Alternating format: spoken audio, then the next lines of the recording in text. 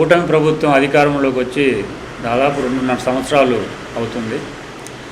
2.5 సంవత్సరాలు అవుతున్నప్పటికీ ఈ రాష్ట్రంలో ఉన్నటువంటి కాంట్రాక్ట్ అవుట్సోర్సింగ్ ఉద్యోగులకు సంబంధించి కానీ, స్కీమ్లలో పనిచేసినటువంటి గౌరవ వేతనాలతో పనిచేస్తున్నటువంటి చిన్న చిన్న వేతన జీవులకు సంబంధించి కానీ, లేదా ప్రభుత్వ ఉద్యోగులకు సంబంధించి కూడా ఇప్పటివరకు ఎటువంటి నిర్ణయం రాష్ట్ర ప్రభుత్వం చేయలేదు. వాళ్ళ డిమాండ్స్ ఇప్పటివరకు కూడా పరిష్కారం కాలేదు.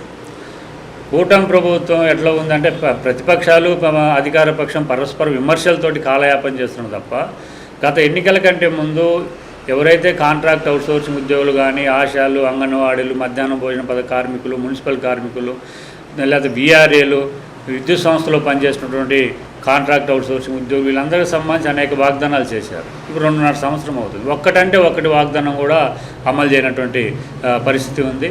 అందుకనే ఈ నెల 18వ తేదీన పెద్ద ఎత్తున ఏఐటీసీ ఆధ్వర్యంలో అన్ని జిల్లా కలెక్టరేట్ల దగ్గర కూడా ఆందోళన కార్యక్రమం మేము నిర్వహించి ఉన్నాం. పెద్ద సంఖ్యలో పాల్గొన్నాం.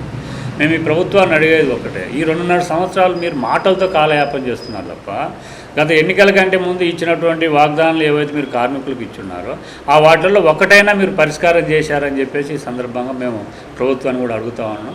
మీరు ఇదే పద్ధతులకైనా కొనసాగిస్తే, మాటలతోటి కాలయాపన చేస్తే, ఇచ్చినటువంటి వాగ్దానాలను అమలు చేయకుండా ఎవరైతే చిన్న చిన్న వేతనాలతో పనిచేస్తున్నటువంటి ఉద్యోగుల పట్ల ఇదే నిర్లక్ష్యాన్ని మీరు కొనసాగిస్తే కనుక ఖచ్చితంగా గత ప్రభుత్వానికి ఏ రకంగా అయితే బుద్ధి చెప్పి ఉన్నారో మీకు కూడా అదే గతి పడుతుంది అనేది ఈ సందర్భంగా మేము ప్రభుత్వానికి చెప్పదలుచుకున్నాం. ఇటు అసెంబ్లీలో చూసినట్లయితే పరస్పరం ఆరోపణలు తప్ప మేము ఏం చెప్పాము, ఏం చేయాలన్నటువంటి కూడా ఎక్కడ కూడా పరిశీలించేటువంటి పరిస్థితి లేదు. చంద్రబాబు నాయుడు గారు అలాగే ఉన్నారు, లోకేష్ గారు అదే పద్ధతులు ఉన్నారు. ఇక పవన్ కళ్యాణ్ గారు అయితే సరే ఏ రోజు కూడా సామాన్య ప్రజలకు సంబంధించి కానీ, కాంట్రాక్ట్ అవుట్సోర్సింగ్ ఉద్యోగులకు సంబంధించి కానీ ఆయన మాట్లాడినటువంటి పరిస్థితి ఉంది. అందుకనే రాష్ట్రంలో ఉన్నటువంటి కార్మిక వర్గంలో తీవ్రమైనటువంటి అసంతృప్తి నెలకొని ఉన్నది. ఈ అసంతృప్తి క్రమక్రమంగా పెరుగుతూ ఉన్నది. ఈ పెరుగుతున్నటువంటి అసంతృప్తి ప్రభుత్వానికి నష్టం చేయకంటే ముందే మేలుకొని వాళ్ళ డిమాండ్స్ అన్నీ కూడా నెరవేర్చాలని చెప్పేసి ఏఐటీసీకి ఈ సందర్భంగా మేము డిమాండ్ చేస్తూ ఉన్నాం.